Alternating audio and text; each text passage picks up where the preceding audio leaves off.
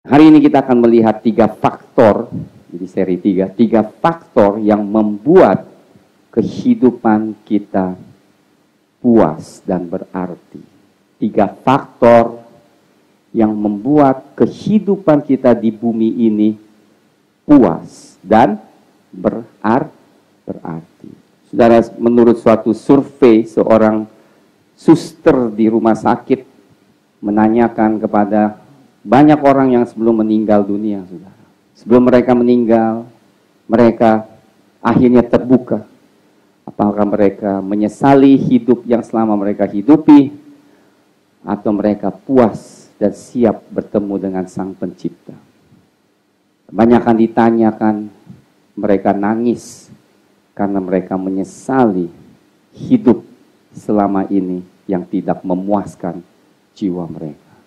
Mereka tahu bahwa mereka tidak hidup semaksimalnya. Saudara, memang pada saat kita masih muda kita tidak pikirkan.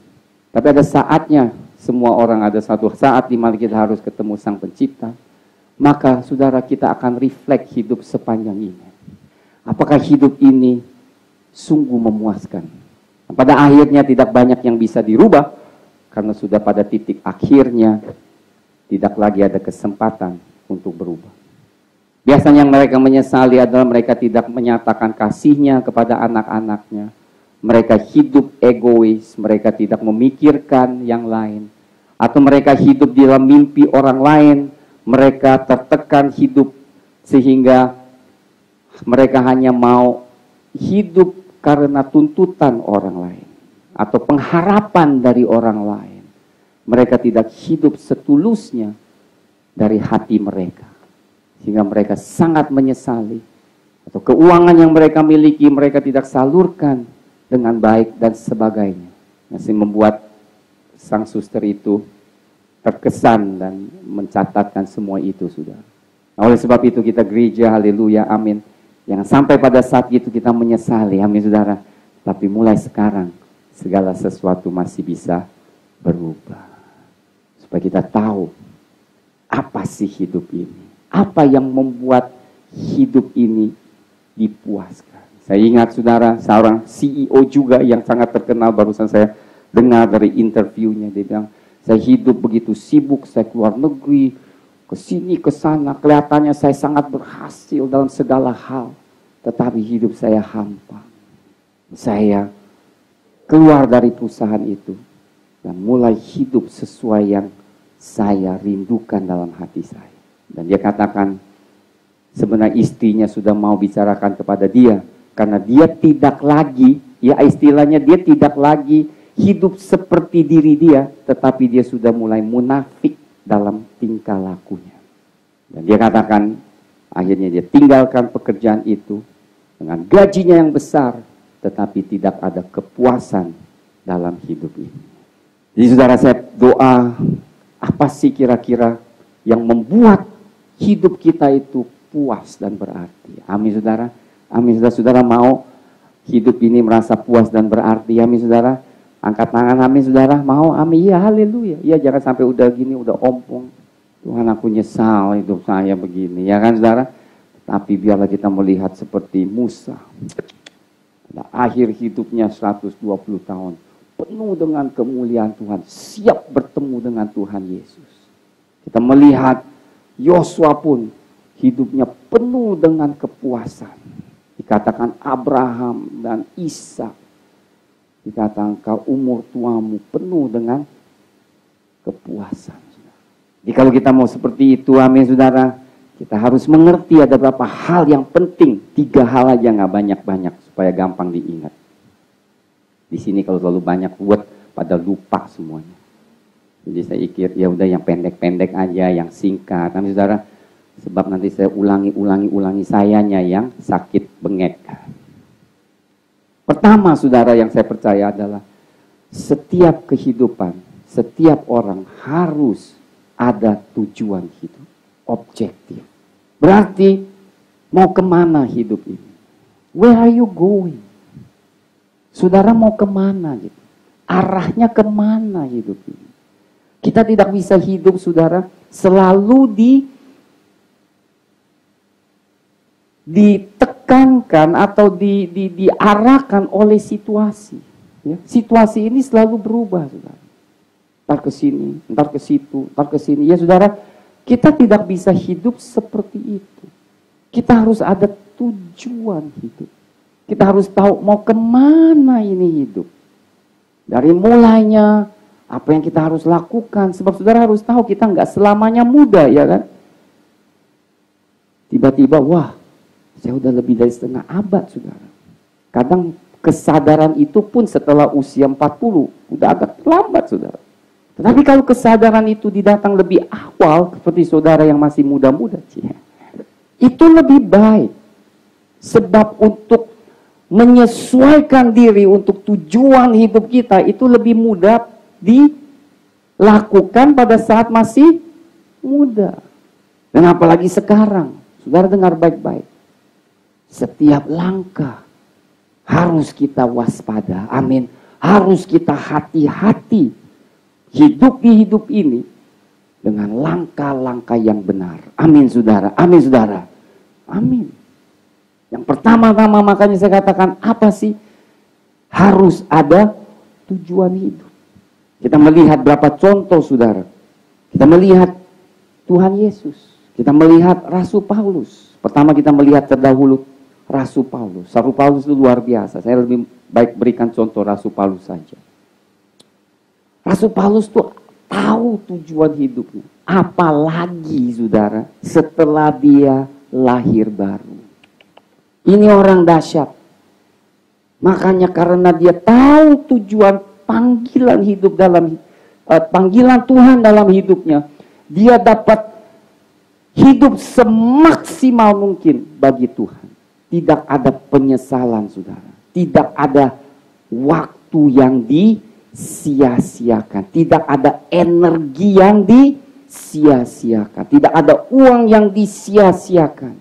Tetapi setiap saat, setiap yang dia miliki, dia dapat memaksimalkan semua itu. Sehingga menjadi hidupnya sangat berarti dan memuaskan. Dia katakan di Timotius, aku sudah berlari dan berjuang sampai garis akhirnya. Dia katakan, mahkota sedang menantikan saya untuk menerimanya. Jika sudah waktunya aku berikan hidupku untuk persembahan bagi Tuhan. Dia tahu, sudah begitu luar biasa orang ini. Dia tahu dia sudah melaksanakan setiap panggilan Tuhan dalam hidupnya. Dia mengejar-ngejar Tuhan Yesus pada saat bertahun-tahun, puluhan tahun. Berlari sama Tuhan. Penuh dengan kepuasan. Oh, saya mau hidup seperti itu. Saya mau hidup saya sangat dipuaskan. Amin, saudara. Jangan sudah berapa lama, ya kayaknya gak ada artinya nih hidup ya. Ya kita minum-minum aja. You regret. Muter-muter, saudara. Nggak ada, harus ada tujuan. Amin, saudara. Bagi saya, nomor satu, hidup untuk Tuhan. Saya selalu doa, Tuhan, aku mau hidup bagimu. Saya kasih tahu rahasia saya. Saya mau laksanakan pekerjaan Tuhan. Saya mau taat kepada Tuhan. Sebaik mungkin. Tetap masih ada yang tidak taat. Ya, saudara, saya masih belum sempurna, masih jauh, saudara. Kadang, saudara, Tuhan suruh doa, masih males-males gini. Aduh, Tuhan capek banget itu, ya kan? Masih ada yang meleset, saudara, masih banyak. Tetapi saya berjuang terus. Kenapa? Sebab saya tidak lagi lihat ada artinya hidup di luar kehendak Tuhan. Saya mau cari kehendak Tuhan. Apa Tuhan yang saya bisa kerjakan buat engkau? Apa panggilanmu? Jadikan aku saluran berkat bagimu. Aku mau melayani jiwa-jiwa. Amin, saudara. Dan dengan demikian aku hidup juga bagi keluargaku. Bagi istri dan anak-anak saya. Karena saya mengasihi mereka. Dan saya tahu sesuai dengan firman Tuhan. Pada saat kita taat, anak-anak kita pun Tuhan campur tangan. Amin. Itu yang mendorong saya untuk hidup bagi Tuhan. Ketiga, saya hidup bagi pelayan jemaat Tuhan. Kenapa penting, saudara? Karena jemaat adalah hasil dari pelayanan. Amin, saudara. Saudara bayangkan, udah melayani, ada hamba tuh melayani, sampai banyak orang diberkati luar biasa. Tetapi tidak hati-hati, dia jatuh dalam dosa. Dan tidak sedikit mereka meninggalkan iman mereka kepada Tuhan, karena melihat hamba Tuhan yang jatuh dalam dosa. Saudara bayangkan, batu sandungan bagi mereka. Kasihan kan? Sekalipun memang hidup kita tuh masing-masing tanggung jawab di hadapan Tuhan. Tapi kita mempengaruhi jemaat atau orang-orang yang kita pernah layani. Pada saat itu kita katakan harus begini, saudara ya. Tetapi ternyata pada akhir hidup kita atau mungkin di tengah jalan kita menyimpang. Sudah tahu apa yang terjadi? Orang akan lihat, dulu ngomong gitu, bohong, nggak bener, batu sandungan. Siapa yang kasihan? Mereka kasihan. Hidup ini saudara, makanya bagi saya adalah Tuhan, keluarga, dan pelayanan. Dan saya mau hidup serius supaya apa yang saya sampaikan adalah benar-benar, amin saudara, didukung, di-backing dengan kehidupan, kesaksian kita. Amin saudara. Itu yang Tuhan kehendaki. Nah, kita lihat Rasul Paulus saudara, mari kita lihat firman Tuhan. Galatia pasal 2, pertama mengetahui panggilan Tuhan. Ya berarti apa? Punya tujuan. Kita harus punya tujuan. Galatia pasal 2 ayat 1 sampai 2. Lihat saudara. Kemudian setelah lewat 14 tahun, setelah dia lahir baru 14 tahun, aku pergi pula ke Yerusalem dengan Barnabas dan Titus pun kubawa juga. Aku pergi berdasarkan suatu penyataan atau suatu pewahyuan, suatu visi. Aku pergi ke Yerusalem bukan seenak aku. Aku merasa ada tuntunan, ada visi yang Tuhan nyatakan, kau harus pergi ke Yerusalem. Lihat, setiap tindakan Paulus dipimpin oleh Roh Kudus. Ke Yerusalem bukan hal yang besar. Tetapi dia ke Yerusalem bukan kemauan dia saja, tetapi ada pimpinan Roh Kudus. Dan kepada mereka kubentangkan Injil yang kuberitakan di antara bangsa-bangsa bukan Yahudi. Dalam percakapan tersendiri kepada mereka yang terpandang, supaya jangan dengan percuma aku berusaha atau telah berusaha. Apa artinya saudara?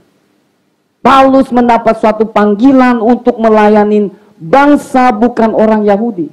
Ini pada saat itu adalah satu hal yang bertentangan sekali, karena mereka percaya Injil ini hanya khusus untuk orang Yahudi. Tetapi Rasul Paulus mendapat suatu pewahyuan, aku harus melayani orang yang non-Yahudi. Tetapi dia tidak yakin. Dengar sudah, makanya sudah dengar baik-baik. Rasul Paulus yang banyak doa, dia harus minta juga konfirmasi dari hamba-hamba Tuhan yang sebelumnya yang terkenal untuk menyatakan konfirmasi itu benar. Karena dikatakan apa? Jangan-jangan semua pekerjaan saya ini sia-sia. Kalau sia-sia berarti apa? Nantinya setelah melayani 20 tahun ternyata bukan kehendak Tuhan, ya sia-sia. Dengar saudara baik-baik. Dia hati-hati, dia berdoa, jangan sampai salah. Dia katakan, benar Rasul Paulus, ini adalah panggilan buat engkau. Diberkatilah engkau melayani. Amin saudara. Di situ dia terus melayani Tuhan. Dia punya tujuan. Dia punya panggilan. Sejak saat itu saudara dengar, Rasul Paulus tidak menoleh ke belakang lagi. Dia berjuang sampai akhirnya. Dia pergi dari keluarga Yerusalem, dari Antioquia, dia pergi kemana-mana menyebarkan Injil kepada bangsa non-Yahudi. Hidupnya terarah, pekerjaannya terarah. Dengar baik-baik. Saudara mau seperti itu?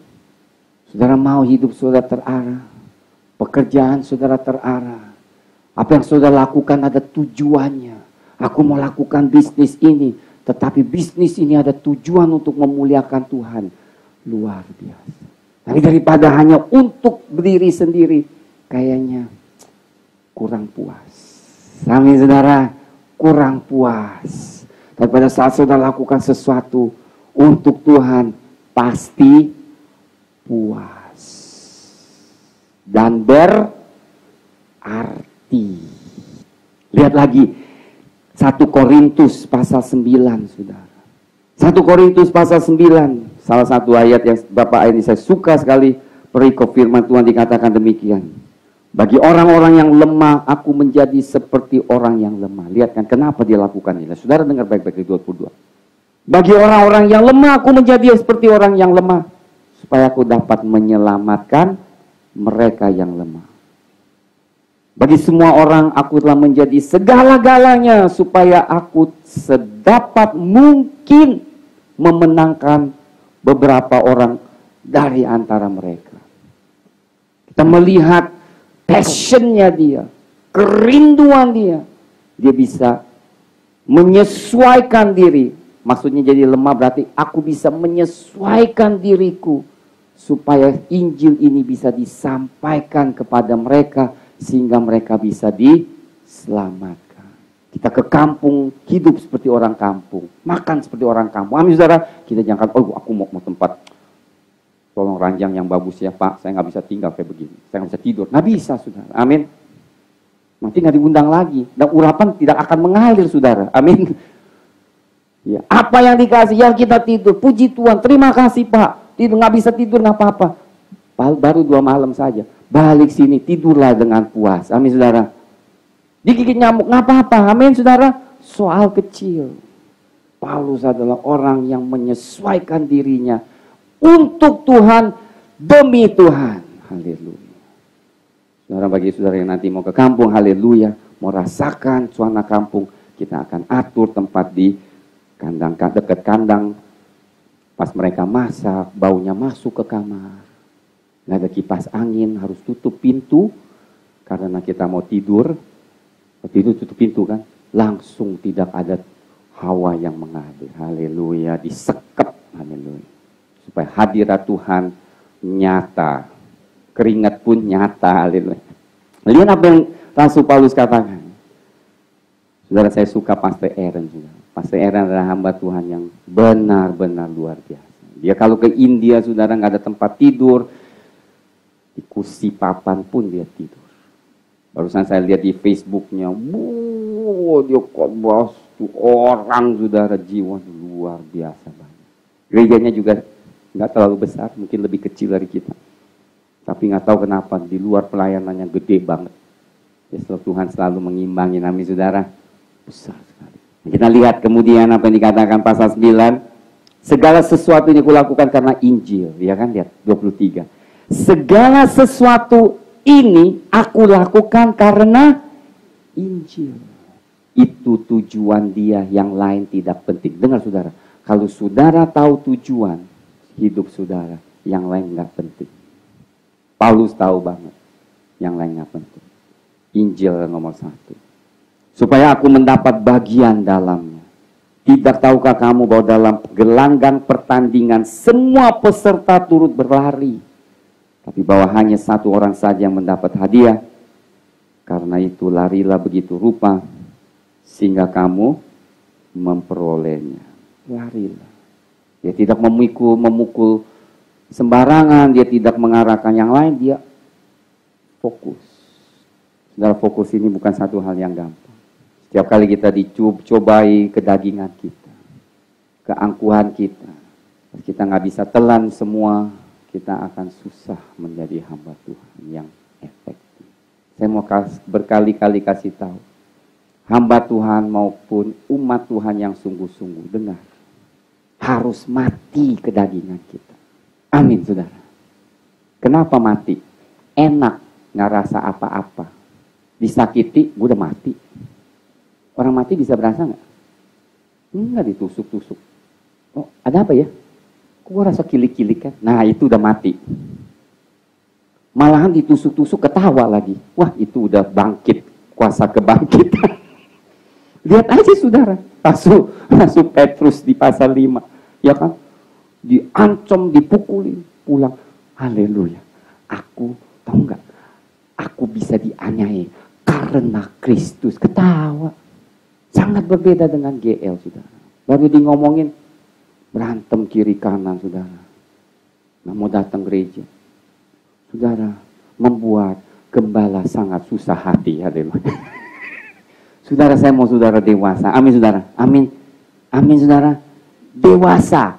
Amin. Nggak bisa saudara kalau begini. Kenapa saya mau katakan? Dengar apa yang Pastor Dan minggu lalu katakan. Saudara tahu manjat gunung yang paling tinggi. Ingat nggak apa dia bilang? Mereka mulai pikirkan orang-orang yang di bawah. Kalau kita masih di dalam, di mana kita masih, Tuhan tolong, hamba Tuhan doain.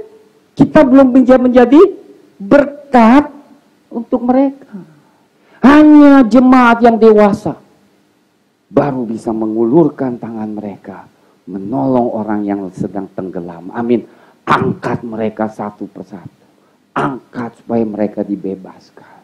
Sebab pada saat saudara menolong orang yang tenggelam, dengar saudara, kalau saudara belum siap, ikut tenggelam. Betul nggak? Ayo sini gua tolong. Masih belum selesai di sini nih. Yo, marah-marah, ya ikut tenggelam. Haleluya. Blak.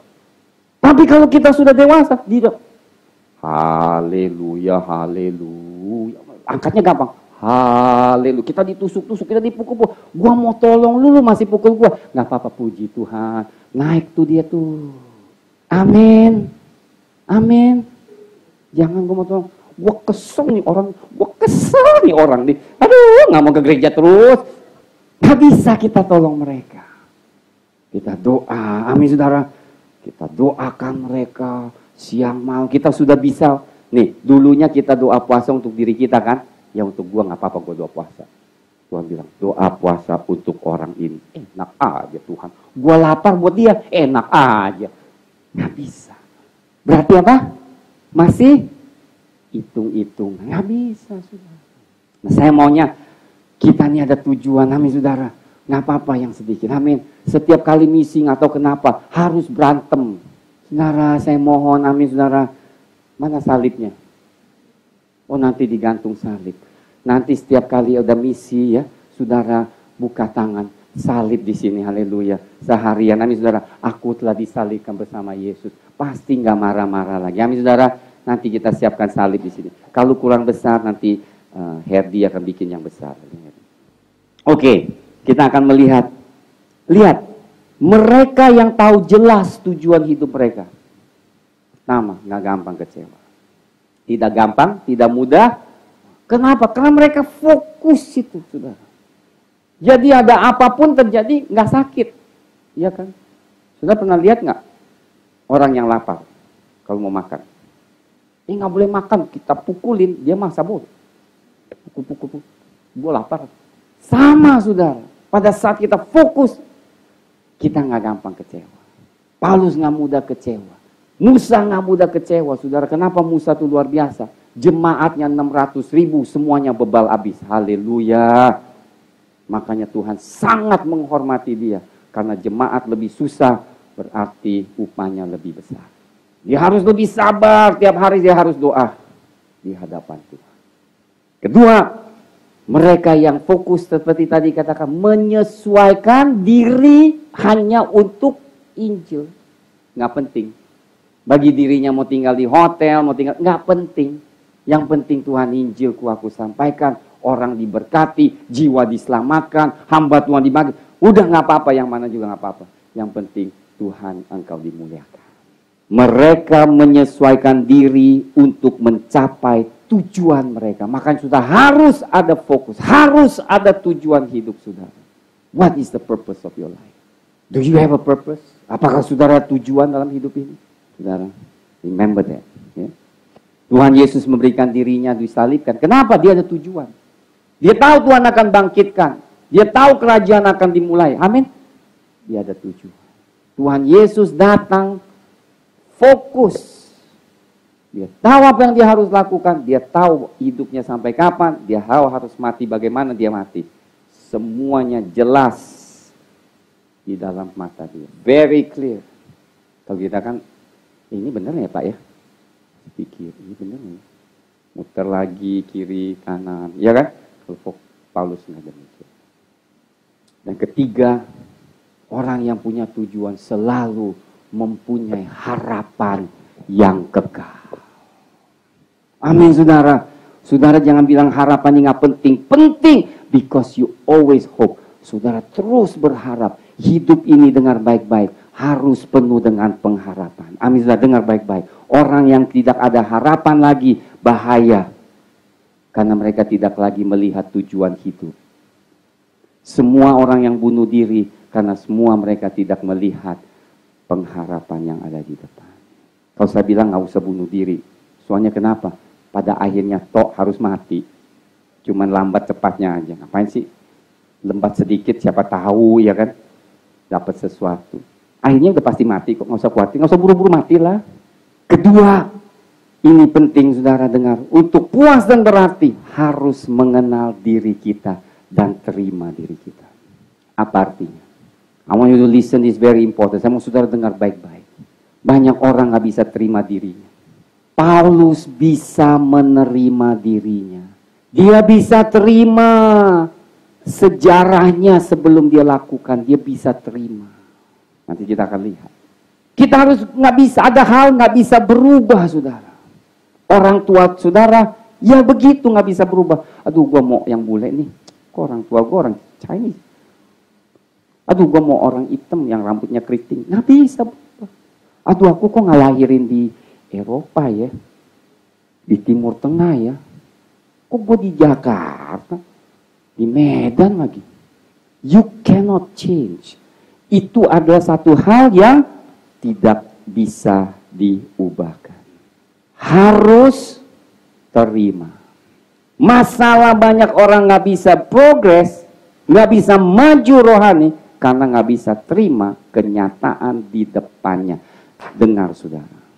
Ya mesti bisa terima gitu. Ya ini udah begitu. Nah, pada saat saudara terima, di situ saudara minta perubahan, maka Tuhan akan bekerja. Tapi kalau saudara sendiri belum bisa terima, nggak ada perubahan.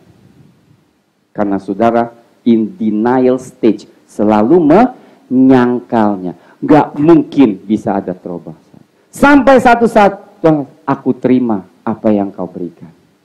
Kerjakanlah sesuatu dalam hidupku. Pak, terobos. Wicik, what's the name? Wicik. Nick Wicik, ingat? Apa keadaan dia? Dilahirkan tanpa lengan, tanpa kaki lu sudah. Ini ada kaki juga ya. Cuman satu jari di kakinya.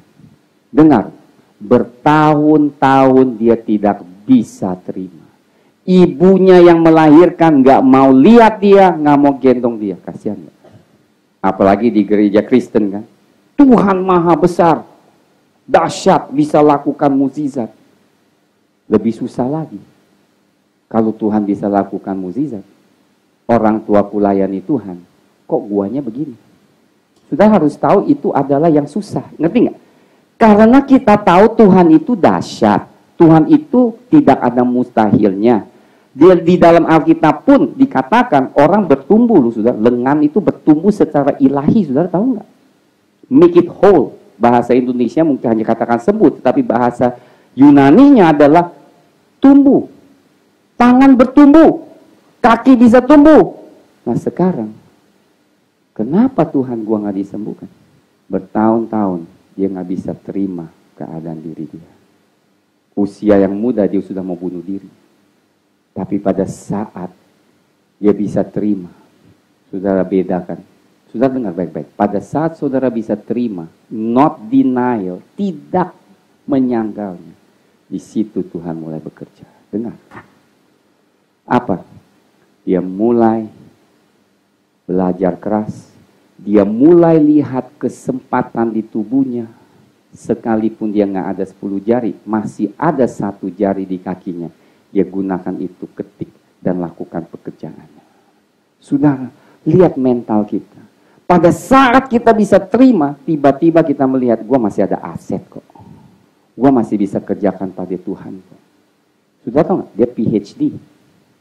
Ya memang dia nggak ada lengan, tapi Tuhan masih kasih dia kepintaran, kecerdasan yang luar biasa. Dan dia diundang bersaksi di mana-mana di seluruh dunia. Setiap kali dia di situ, sudah dia berdiri aja nggak bisa, harus digendong. Ribuan orang dijamah Tuhan. Yang hebat lagi, dapat istri yang cantik.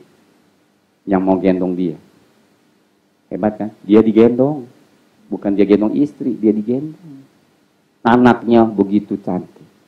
Kadang kita nggak mengerti. Kenapa Tuhan nggak sembuhkan saya? Kenapa Tuhan nggak jawab saya? Ada yang indah, you belum tahu. Aku ada rencana yang luar biasa. Terimalah dirimu. Terimalah apa adanya. Jangan menyangkalnya.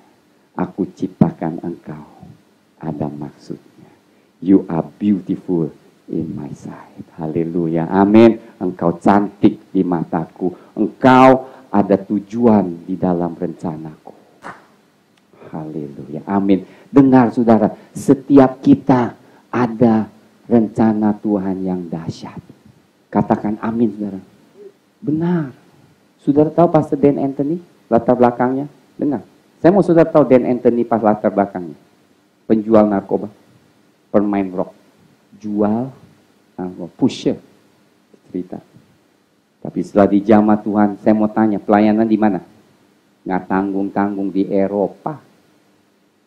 Kita aja yang gini-gini belum ke Eropa layan. Ke Jawa Tengah. Kan saya lebih pendidikan dari Dan Anthony. Sekolah di Amerika. Tapi layanan di Jawa Tengah. Tuhan humor, amin. Di Sangir, di orang-orang Dayak, haleluya. Payek pendidikannya, iya. Tuhan panggilannya ke Jawa Tengah, ya ke Jawa Tengah. Pastor Dan, nggak pendidikan banyak. Eropa. Ayo dah. Mau sakit hati, nggak bisa terima Tuhan. Terima kasih atas panggilanmu. Ternyata bisa pun baik, cantik. Haleluya, amin. Bagus. Selalu makan ikan goreng, ayam goreng, ikan lele. Amin saudara. Makanya saudara hidup ini luar biasa. Amin saudara.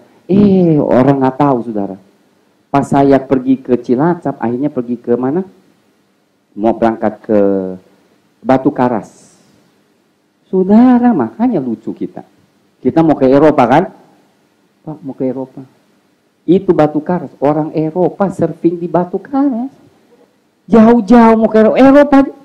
Dia katakan, Pak, ini ada orang Jerman. Jerman!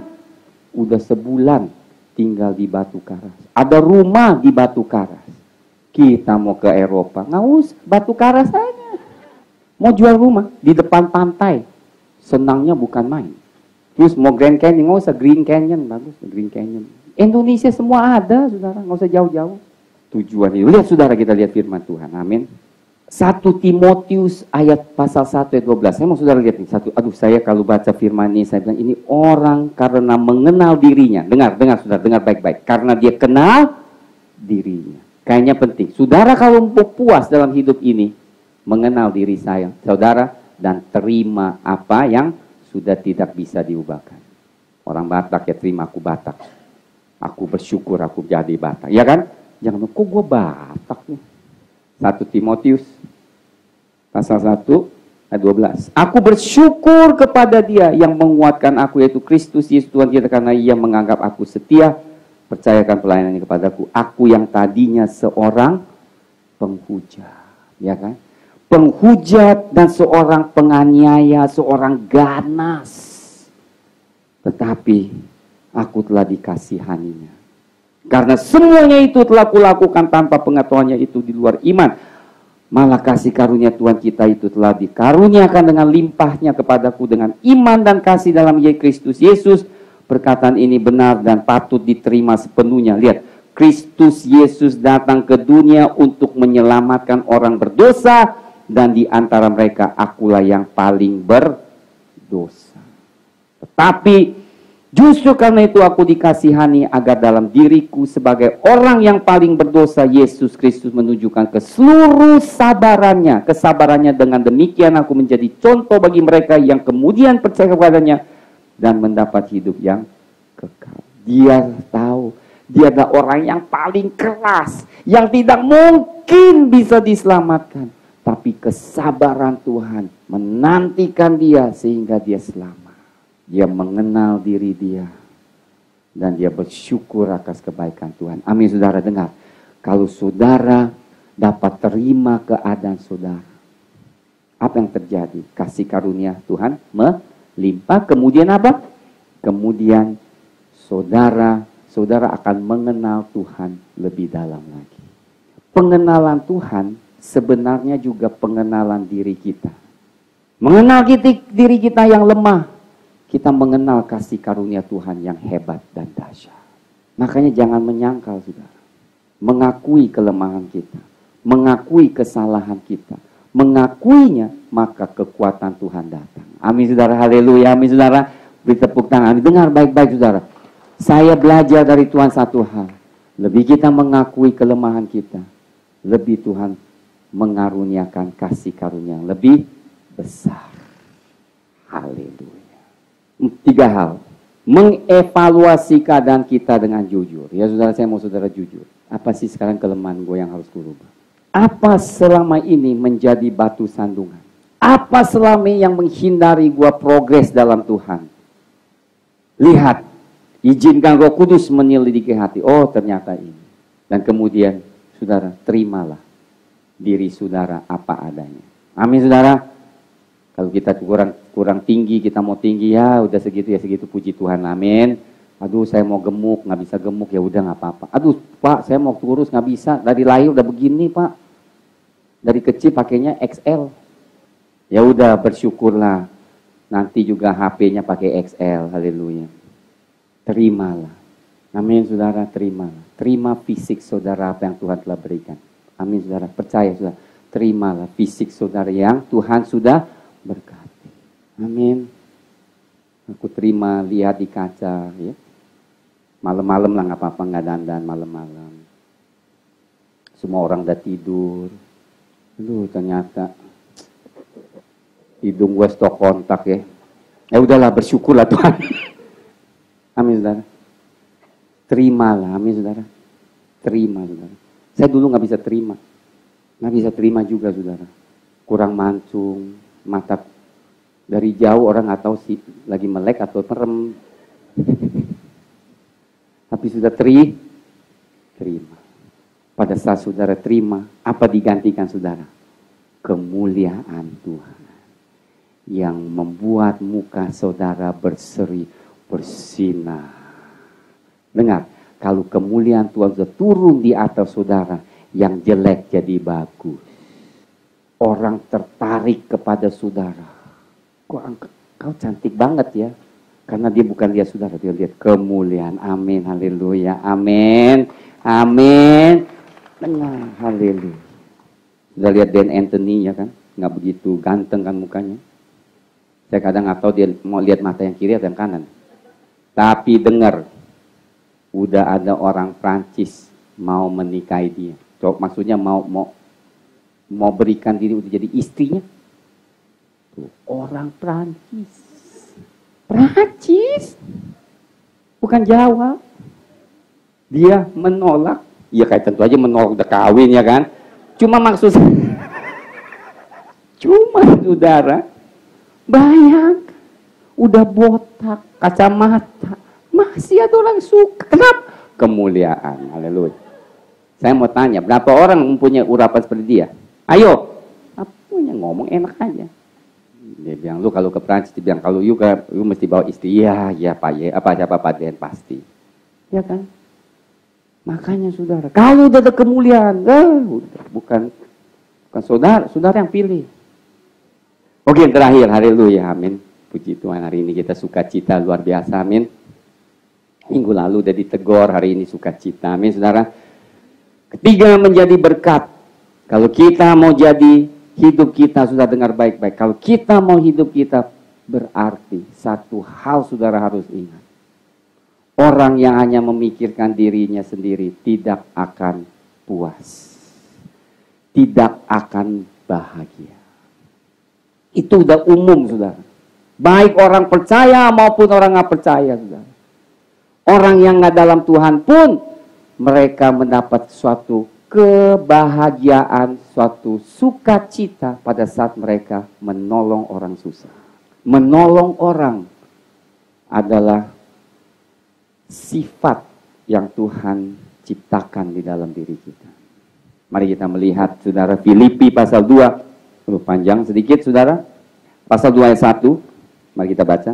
Jadi karena dalam Kristus ada nasihat, ada penghiburan kasih, lihat kan, ada persekutuan roh, ada kasih mesra dan belas kasihan. Karena itu sempurnakanlah sukacitamu dengan ini. Bagaimana sukacita kita disempurnakan? Hendaklah kamu sehati, sepikir dan satu kasih, satu jiwa, satu tujuan, dengan tidak mencari, lihat ayat 3. Tidak mencari kepentingan diri sendiri atau puji-pujian yang sia-sia. Sebaliknya hendaklah dengan rendah hati yang seorang menganggap yang lain lebih utama daripada dirinya sendiri. Ayat 4. Janganlah tiap-tiap orang hanya memperhatikan kepentingannya diri sendiri, tapi kepentingan orang lain juga. Hendaklah kamu dalam hidupmu bersama menaruh pikiran dan perasaan yang terdapat juga dalam Kristus. Bukan fondasi antara jemaat, fondasi antara suami istri. Kalau suami bisa memikirkan perasaan istri, istri selalu merasakan perasaan suami, saudara. Bayangkan. Mana mungkin ribut? Harmonis karena pikirin suami, pikirin istri. Tolak-tolakan jadi. Ya bukan tuntut-tuntutan, tolak-tolakan. Mau makan apa? Aduh nggak tahu, mas aja deh. Aduh engkau aja deh. Akhirnya nggak usah makan. Hemat ongkos. Kan bagus. Pokoknya kalau udah tolak-tolakan, puji Tuhan, amin saudara. Sehati, sepikir, pikirkan orang. 3 hal saudara. Hari ini kita sampaikan. Yang pertama, ketahuilah tujuan hidup saudara. Yeremia pada saat kecil dinubuatkan, dikatakan Tuhan, dari sejak rahimmu aku telah mengurapiku menjadi nabi bagi bangsa-bangsa. Yesaya mengetahui panggilannya, Tuhan kemanapun inilah aku, utuslah aku. Semua orang yang hidup penuh dengan arti dan puas adalah orang yang mengejar panggilan Tuhan yang Tuhan berikan. Amin. Amin saudara. Dengar saudara, ini penting sekali. Saya mau inspirasikan saudara. Kalau saudara mau hidup itu, maka hidup saudara tujuan. Dan dengan mencapai tujuan itu, saudara akan lakukan segala sesuatu, membenar diri kita untuk mencapai tujuan itu. Betul kan? Misalnya orang yang mau menang dalam perlombaan, apa? Dia harus latihan fisiknya. Dia harus makan yang sehat. Kenapa? Hanya untuk supaya dia bisa menang. Sama dengan kita. Kita mau menang pertandingan yang seperti Tuhan Paulus katakan. Kita dengan tahu tujuan, kita menyiapkan diri juga supaya untuk bisa mencapai tujuan hidup kita. Amin. Amin. Tapi orang yang nggak jelas tujuannya atau nggak yakin dalam hidupnya, maka orang ini akan susah hidup saudara. Mudah diombang-ambing, tidak fokus, ntar ke kiri, nggak kanan saudara. Ini orang yang paling kasihan. Karena they don't know what they want. Mereka tidak tahu apa yang mereka mau. Kalau dari kecil anak kita tahu apa yang mereka mau lakukan. Wah saudara luar biasa. Saudara juga pun kalau tahu apa yang saudara mau lakukan bagi Tuhan. Hidup ini penuh berarti dan memuaskan. Kedua, mengenal diri kita. Ini hal yang kadang sulit bagi beberapa kita. Kita bisa terima apa adanya dalam diri kita. Mengakui, menerima. Mengakui dan menerima, sekalipun dulu pernah salah, tetap kita terima. Itu adalah langkah yang paling penting untuk menerima pemulihan. Ini harus, makanya kenapa firman ini harus disampaikan. Supaya ini paradigma ini berubah.